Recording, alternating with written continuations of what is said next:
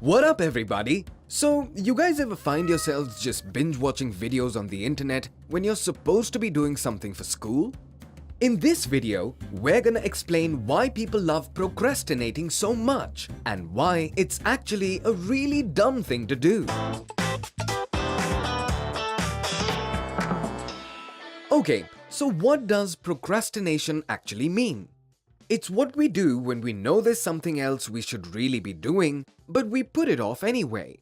Like we actually know that the best thing to do would be to just go ahead and do it already, but we'd rather do something else. Maybe anything else. But why do we do this? Well, inside each and every one of us is a scraggly caveman or cavewoman. Now, a caveman living out in the wilderness really needs to have a ton of energy, because he can easily end up as an hors d'oeuvre for a nasty saber-toothed tiger. And that's something a caveman would really like to avoid. I'd have done the same if I was a caveman. And when old boy's in his cave, he knows he's safe. He doesn't want to waste any more energy than he needs to, since he wants to have enough left over for when the next big kitty comes along. As a matter of principle, there's no way he's gonna get up off his cave couch unless it's absolutely necessary.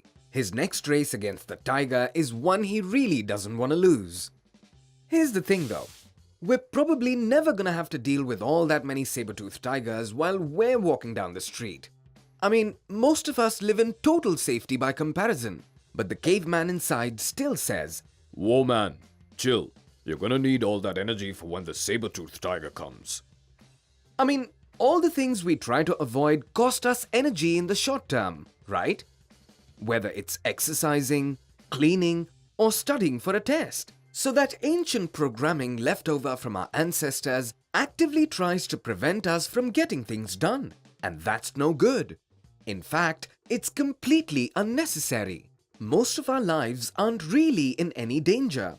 And even if we do need a little more energy every now and then, we have enough food to provide it. Now here's the real kicker. Putting things off also takes up energy. Every task we don't do ends up somewhere in the back of our minds, slowly sapping away at our reserves. You could think of it like a backpack filled with bricks you carry around with you. Got a test on Monday you need to prepare for? Boom! Throw it in the backpack for now. Man, you need to get ready for that big presentation next week too, huh? That's the second brick in your backpack then. Take out the trash, cancel that subscription, book a flight. The more unfinished tasks you throw in there, the heavier the burden gets. By now, that backpack is a constant drain on your energy.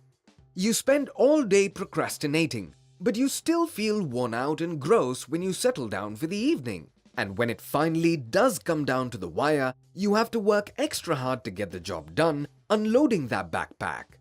So not only have you been lugging that thing around, now you've got to unpack those heavy bricks in there too.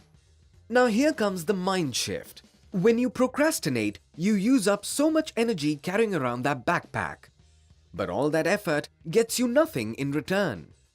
Instead of carrying around the full weight of all those bricks in your backpack, you could make much better use of your energy by never letting it get full in the first place, and instead just unloading each brick as soon as you can. Or better yet, when you just get up and do the important things you need to do, that takes energy too.